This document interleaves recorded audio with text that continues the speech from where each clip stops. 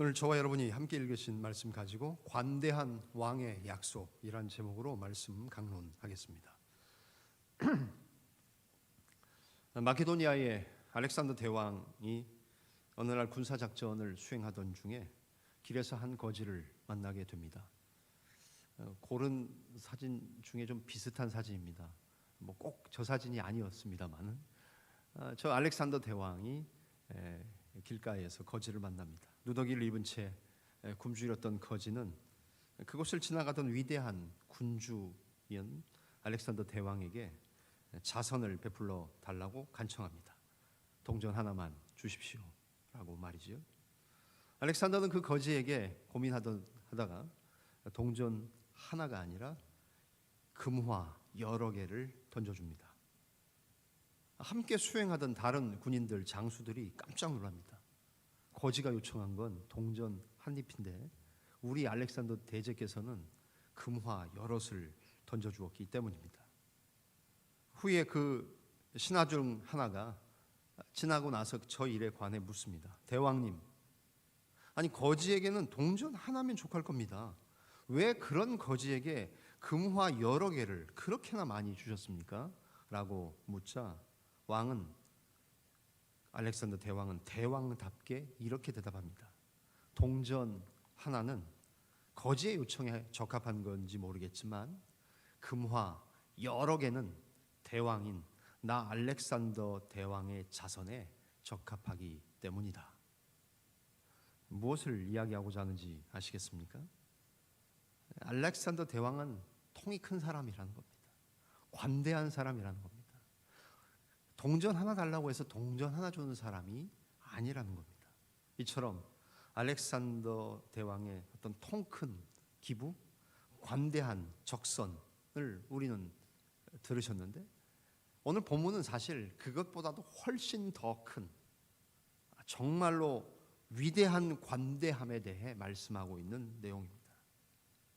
이 위대한 관대함은 과거 하나님과 다윗의 대화 가운데에 나타난 말씀입니다. 뿐만 아니라 2023년 12월 성탄 전날을 예배하고 있는 저와 여러분에게도 하나님께서는 어떤 분이신 것을 생각하기 원합니까? 하나님 그분 굉장히 관대하신 분이다. 특별히 약속을 우리에게 주시는 차원에서 관대한 약속을 하시는 분이다라는 말씀을 여러분이 기억하시면서 본문 안으로 들어갈 수 있으면 좋을 것 같습니다. 본문은 다윗과 하나님이 대화하는 내용이지요. 특별히 다윗과 하나님이 집에 대한 대화를 하고 있는 본문입니다. 집이라는 단어, 특별히 제가 좀 얘기를 말씀드리면 성경하신 분들은 이건 정말 우리가 이 시간을 많이 할애해서 다룹니다. 집을 이야기하는데 그 집이 이야기하는 동일한 집이지만 하나님이 말씀하시는 집과 다윗이 이야기하는 집은 같은 집이라는 단어를 쓰지만 개념은 다른 이야기들을 하고 있다는 겁니다. 쉬운 말로 말하면 다윗은 하나님을 위해 집을 지어드리기 원했습니다. 왜냐하면 자기는 의리의리한 왕궁에 살고 있었기 때문입니다. 자기 자신은 호화로운 거처에 살고 있었다는 겁니다. 그림에서 보시는 것처럼 아마 이런 황금으로 만든 집, 여러분 왕이 초라한 데 사는 왕이 있습니까? 자기가 누리는 권력을 웬만하면 누리고 싶은 것 아니겠습니까? 그래서 웬만하면 더 좋은 것들로 꾸미지 않겠습니까? 히브리어로 써 있습니다만 다윗 왕의 집. 자기는 호화로운 거처에 살고 있습니다. 영어 성경에 보면 Here I am, comfortable in luxurious house 이렇게 돼 있어요. 하나님, 저는요 편안하고 아주 럭셔리한 집에 저는 있습니다. 자기는 이렇게 호화로운 거처에 사는 다윗, 그것을 당연한 것으로 생각할 수 있었지만 다윗은 그러지 않았습니다. 왜냐하면 하나님의 언약궤, 하나님의 법궤, 그림 하나 나올 겁니다. 이 언약궤 법궤를 여러분 어떻게 상상하시는지 모르겠지만 저렇게 돼 있습니다. 아카시아 나무죠. 성경에 나오는 그 아카시아 나무로 하나님의 언약궤, 법궤, 시은좌, 저희 딸내미 이름이 시은인데 여기서 땄습니다. 은혜를 베푸는 좌소 자리. Seat of mercy 이렇게 돼 있습니까? 뭐 영어로. 그죠? 저 안에 투명으로 된 거 그 그림 보이십니까? 십계명의 돌판, 두 돌판. 아론의 쌍난 지팡이. 만나를 담은 금항아리. 그것이 보이는 것처럼 누가 저렇게 일러스트레이션을 한 거예요. 저 언약궤, 법궤, 은혜가 베풀어지는 자리인 시은좌, 저건 어디에 있었습니까? 그냥 천막에 텐트에 거의 방치되다시피 한 것을 다윗은 생각했어요. 하나님의 언약궤는, 임재의 상징인 언약궤는 그냥 천막에 텐트에 방치되어 있는데 얼마나 오랜 동안요? 통일 이스라엘 왕이 된 다윗은 아비나답의 집에 수십 년간 방치되어 있던 언약궤를 생각하고 있었어요. 사울은, 자기의 선 왕이었던 사울은 하나님의 언약궤를 안치할 성전을 지어드릴 생각을 못했지요. 그런데 다윗은 그 사울이 꿈에도 생각하지 못하고 단 한 번도 상상하지 못했던 것을 다윗은 마음에 소원을 하고 있지요. 뭐라고요? 나는 이렇게 좋은 집에 거하는데 하나님이 임재하시는, 하나님의 임재의 자리인 시은좌, 언약궤, 법궤는 저 아비나답의 집에 저렇게 수십 년 동안 방치되어 있다. 그래서 들은 생각이 뭐예요? 하나님 입장에서 너무나도 고맙고 감사하고 갸륵한 생각이 뭐예요? 다윗이 하나님을 위해 집을 지어 드리겠다고 생각했다는 거예요. 우리가 읽었던 말씀 보십니까? 아까 5절 있죠? 5절 말씀 보시면 가서 내 종 다윗에게 말하기를 여호와께서 이와 같이 말씀하시되 내가 나를 위하여 내가 살 집을 건축하겠느냐? 이 말은 뭐예요? 하나님, 제가 하나님께 집을 지어 드리겠습니다라는 하나님의 말씀을 들으시고 야, 네가 날 위해 살 집을 지어줘? 이런 말씀이잖아요. 다윗은 정말로 하나님 중심으로 살았던 사람입니다. 나는 여기 사는데 이렇게 럭셔리한 집에 컴포터블, 그죠? 편안하게 안락하게 사는데 하나님의 언약궤는, 영어 성경에 보니까 언약궤는 장막에 있었다. Chest of God sits in a plain tent. 평범한 천막 안에 하나님의 언약궤는 있었다라는 거예요. 자기는 럭셔리한 집에 안락하게 금으로 된 집에 사는데 하나님은 거기 계시다는 생각을 할 수 있었던 사람 누굽니까? 다윗이. 그러니까 여러분, 성경이 다윗처럼 중대 범죄를 지은 사람이 누가 있어요? 남의 아내를 취해서 자기 아내 만들었어요. 여러분 그러셨어요? 뭐 그러신 분들이 혹 제가 모르시는 분 계시다면 뭐 하나님이 여러분도 다 아시니까. 또 여러분 중에 사람을 죽이셨습니까? 살인 교사하셨습니까? 그런 적 없잖아요. 근데도 그럼에도 불구하고 우리보다 더 흉악한 놈이에요. 그런데도 하나님은 다윗을 예수 그리스도의 그림자로, 예수 그리스도의 예표로 삼으셨잖아요.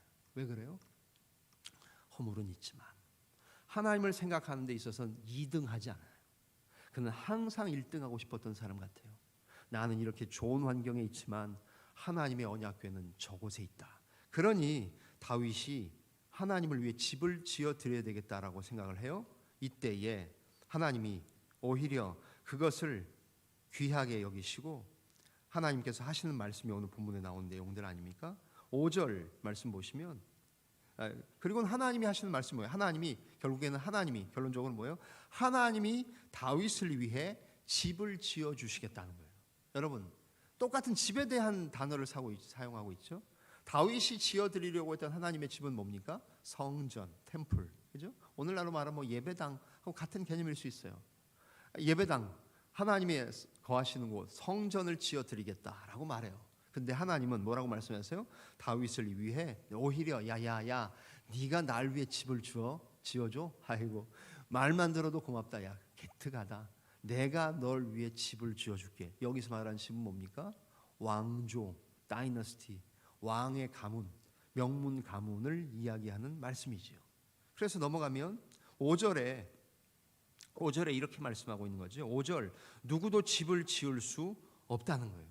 하나님을 위해 누구도 집을 지을 수 없다는 거예요. 왜요? 하나님은 스스로 계시는 분이기 때문에 그렇습니다. 5절, 우리 아까 오늘 5절까지 읽었죠? 오늘 본문의 5절 말씀 같이 읽으실까요? 5절 시작. 가서 내 종 다윗에게 말하기를 여호와께서 이와 같이 말씀하시되 내가 나를 위하여 내가 살 집을 건축하겠느냐. 6절도 읽을까요? 6절 7절까지 시작.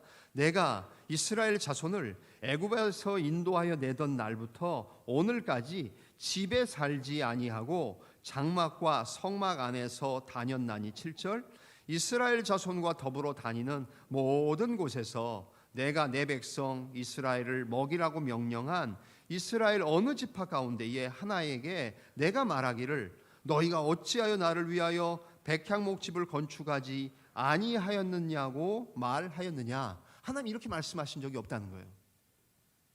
결국 누구도 집을 지어줄 수 없다. 그리고 하나님은 스스로 계시는 분이에요. 6절 7절을 통해서 하고 계시다고 하시는 하나님의 말씀은 뭐예요? 하나님은 구원 역사를 성막 중심으로 진행하셨다는 거예요. 언약궤 중심으로, 언약궤가 있는 그 텐트인 성막궤, 회막이라고도 하고 성막이라고도 하고 뒤에는 우리가 성전이라고 하는 그 성막 중심으로 하나님은 구원의 역사를 진행하셨고요. 하나님은 성전이 없어도 섭섭해하지 않으셨어요. 그리고 누구한테 야 나 집 좀 지어줘 이렇게 말하지 않으셨다는 거예요. 이런 상황 속에서 하나님은 오히려 하나님이 거하실 집이 필요가 없었어요. 왜요? 하나님은 온 하늘과 온 땅이 하나님의 집이고 온 우주가 주님의 거처이시기 때문이지요. 그런데 어느 누구도 하나님의 집에 대해서 생각하지 못하던 때 누가 하나님의 마음에 꼭 들어맞아서 조금도 어긋남이 없는 내 마음에 합한 자라고 말씀하셨던 다윗이 무엇을 생각해요? 하나님을 위해 집을 지어 드리고 싶다. 하나님이 거하실 성전을 짓고 싶다는 생각을 했다는 거지요. 이때 8절부터 10절의 내용들이 주어지는 거죠. 8절부터 11절 말씀 같이 읽으실까요? 시작. 그러므로 이제 내 종 다윗에게 이와 같이 말하라. 만군의 여호와께서 이와 같이 말씀하시기를 내가 너를 목장 곧 양을 따르는 데에서 데려다가 내 백성 이스라엘의 주권자로 삼고 9절 내가 가는 모든 곳에서 내가 너와 함께 있어 내 모든 원수를 내 앞에서 멸하였은즉 땅에서 위대한 자들의 이름같이 내 이름을 위대하게 만들어 주리라. 10절 내가 또 내 백성 이스라엘을 위하여 한 곳을 정하여 그를 심고 그를 거주하게 하고 다시 옮기지 못하게 하며 악한 종류로 전과 같이 그들을 해하지 못하게 하여 11절 전에 내가 사사에게 명령하여 내 백성 이스라엘을 다스리던 때와 같이 아니하게 하고 너를 모든 원수에게서 벗어나 편히 쉬게 하리라. 여호와가 또 내게 이르노니 여호와가 너를 위하여 집을 지어 주겠다라고 말씀하세요.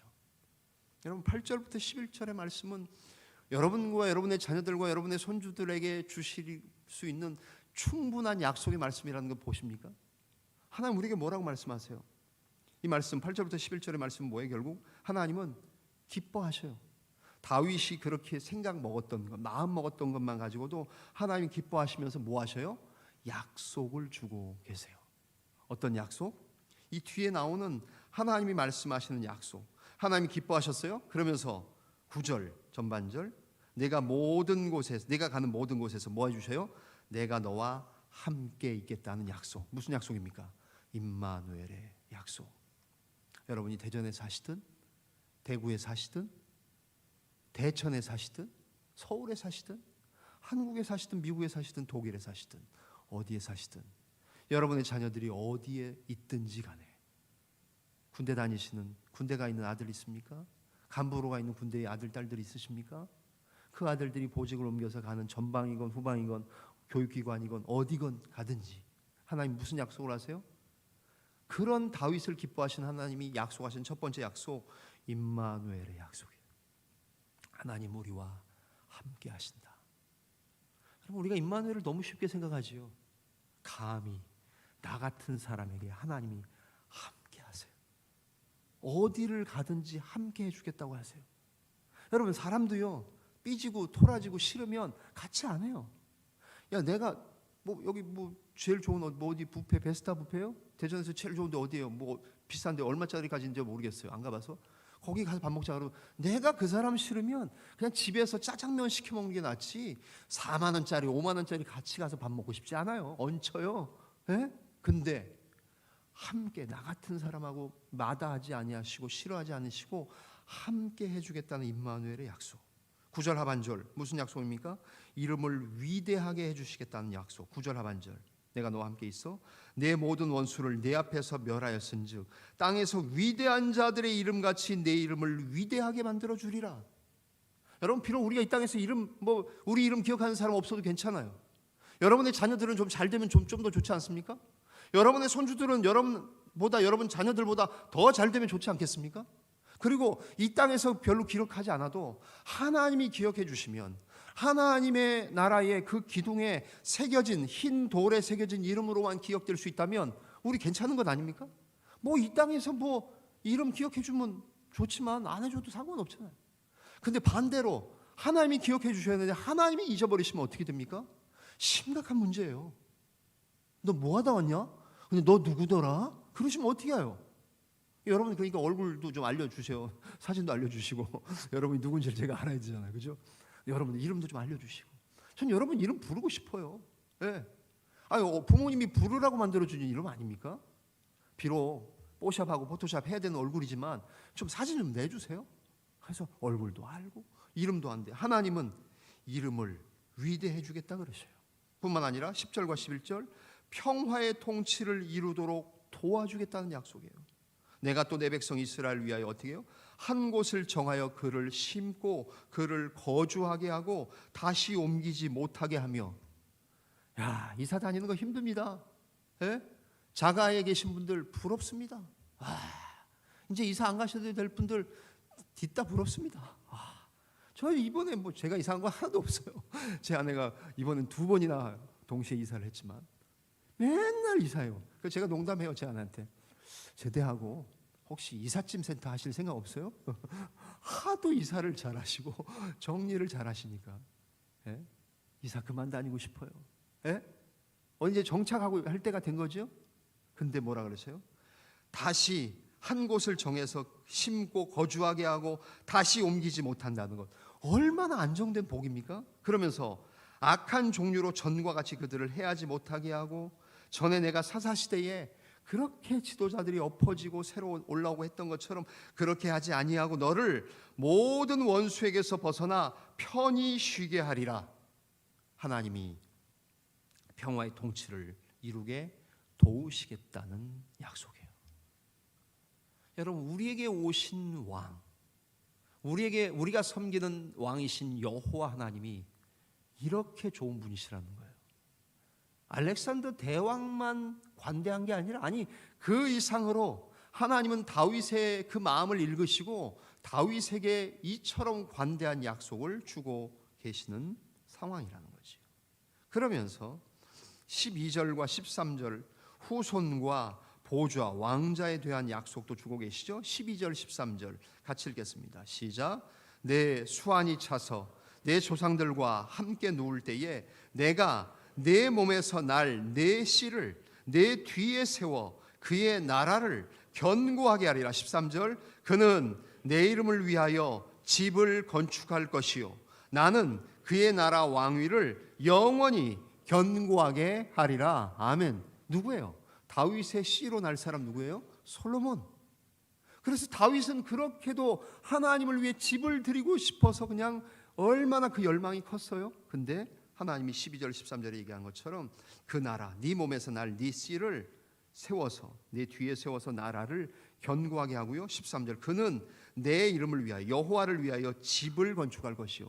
그래서 누가 성전을 짓습니까? 솔로몬 성전. 이스라엘에게 있어서 첫 번째 지어지는 성전은 솔로몬 성전이 되는 것 아닙니까? 내 집을 건축할 것이요 나는 하나님이 집을 받으면 어떠세요? 하나님은 그의 나라 왕위를 영원히 견고하게 하리라. 하나님이 그 다윗과 솔로몬 그 혈통들로 이어지는 왕조를 견고하게 해주시겠다고 약속하시는 거예요.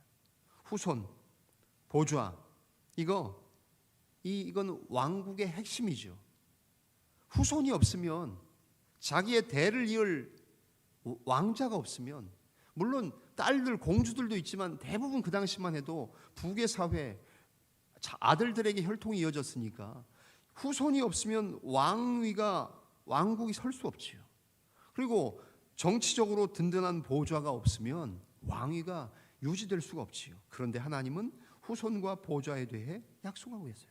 더 나가서 14절과 15절 무엇을 말씀하십니까? 14절 15절 같이 읽겠습니다. 시작. 나는 그에게 아버지가 되고 그는 내게 아들이 되리니 그가 만일 죄를 범하면 내가 사람의 매와 인생의 채찍으로 징계하려니와 15절 내가 내 앞에서 물러나게 한 사울에게서 내 은총을 빼앗은 것처럼 그에게서는 빼앗지 아니하리라고 말씀하십니다. 뭐예요? 후손과 부자 관계가, 하나님과 그 후손들이 아버지와 아들 부자 관계가 수립될 것이고, 하나님 무조건적인 언약을 체결하고 계세요. 사울에게서는 하나님이 왕위도 뺐고 하나님의 영도 거두셨지요. 그러나 다윗, 너의 후손에게서는 잘못하는 일이 있으면 내가 인생 막대기 사람 채찍으로 때리기는 할 거야. 그러나 그 왕위를 빼앗거나 그에게서 하나님의 성령을 거두거나 그에게 나의 은총을 내리지 않는 일은 없을 거야. 여러분, 이런 약속이 어디 있어요? 무조건적인 사랑, 무조건적인 언약. 하나님이 얼마나 다윗이 마음에 들었으면 하나님이 다윗에게, 다윗의 후손과 그 가문과 그 왕조에게 이런 관대한 약속을 하고 계셔요. 마지막 16절과 17절로 본문의 말씀은 결론을 맺죠. 16절 17절 읽겠습니다. 시작. 내 집과 내 나라가 내 앞에서 영원히 보존되고 내 왕위가 영원히 견고하리라 하셨다 하라. 나단이 이 모든 말씀들과 이 모든 계시대로 다윗에게 말하니라. 아멘. 결국 16절 무엇을 말합니까? 역사는 굉장히 많이 엎어지고 뒤집어질 거예요. 가변적인 역사일 거예요. 그러나 그 가운데도 너의 왕조는 영원할 것이다 라고 말씀했어요. 본문을 여러분 보시면 어떻습니까? 하나님께 다윗이 집을 지어드리겠다, 성전 지어드리겠다고 했는데 하나님은 안 받으셨어요. 그 마음만 받으셨어요.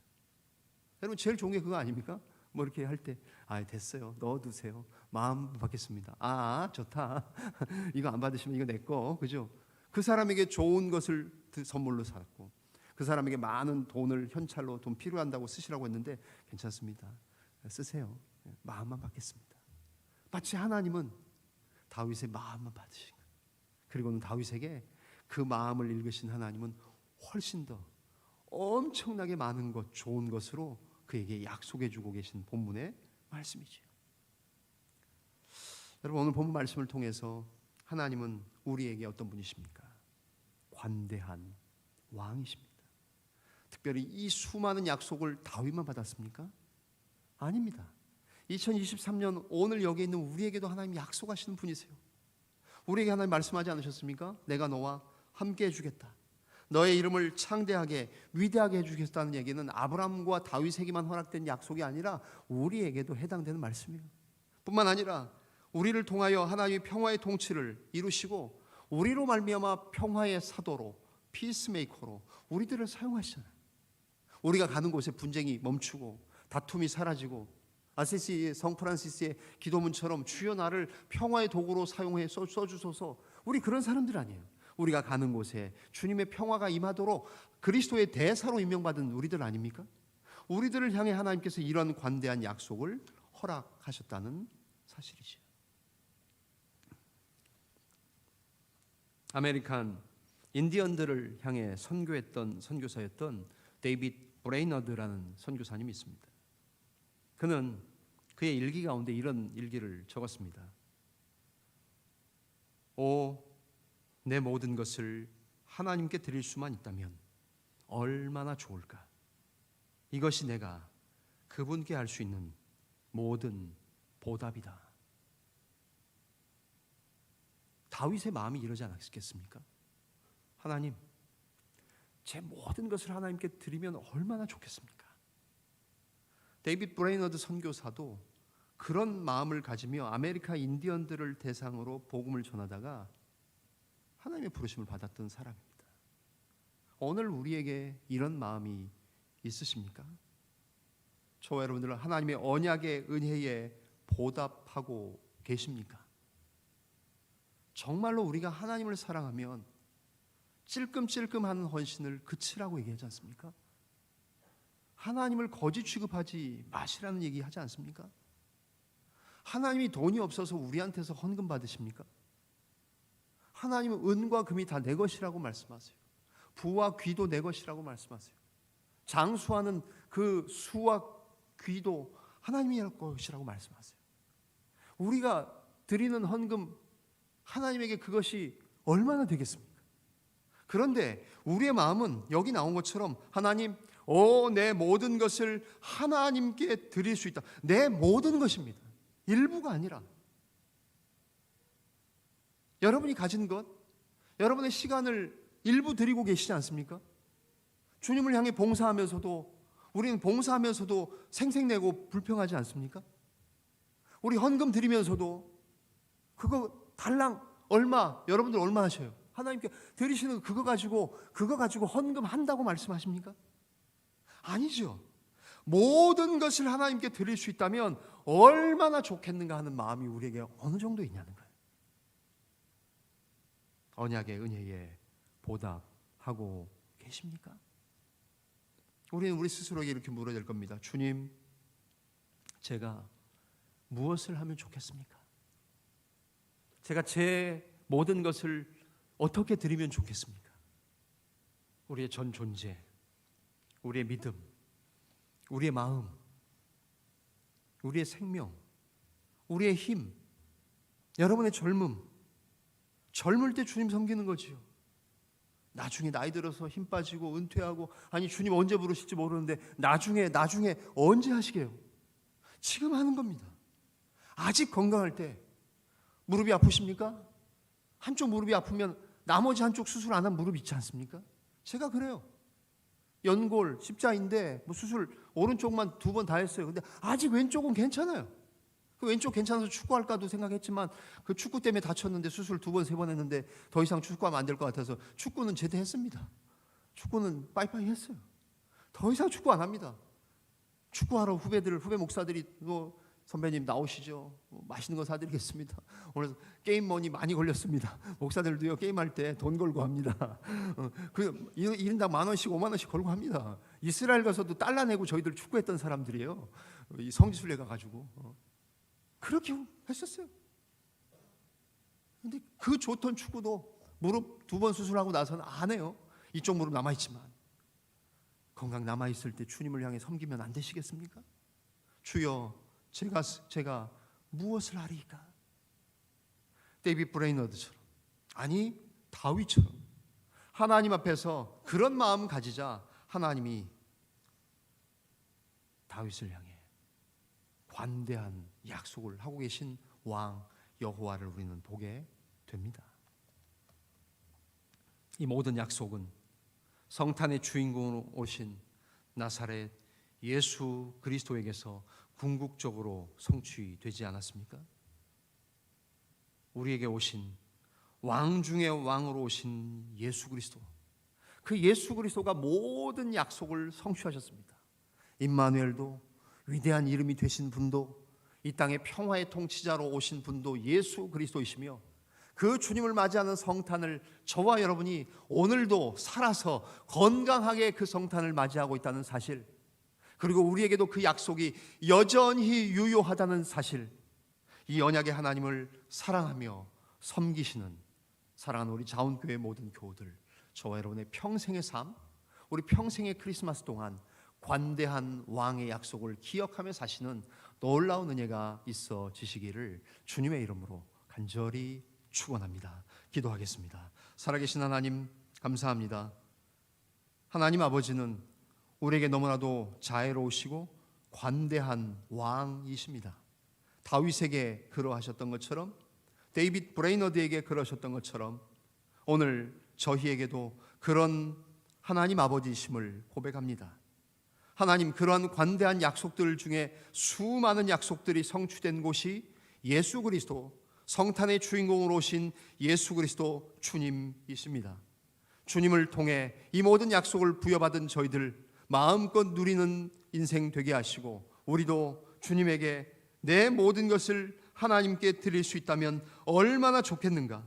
내가 그분께 할 수 있는 모든 보답은 내 모든 것을 드리는 것이다 라고 고백하며 주님의 은혜에 보답하며 사는 인생, 하나님의 언약을 기억하며 하나님을 사랑하며 섬기는 복된 종들 되게 하여 주옵소서. 모든 것을 감사하며 축복하며 예수님의 이름으로 기도하옵나이다. 아멘.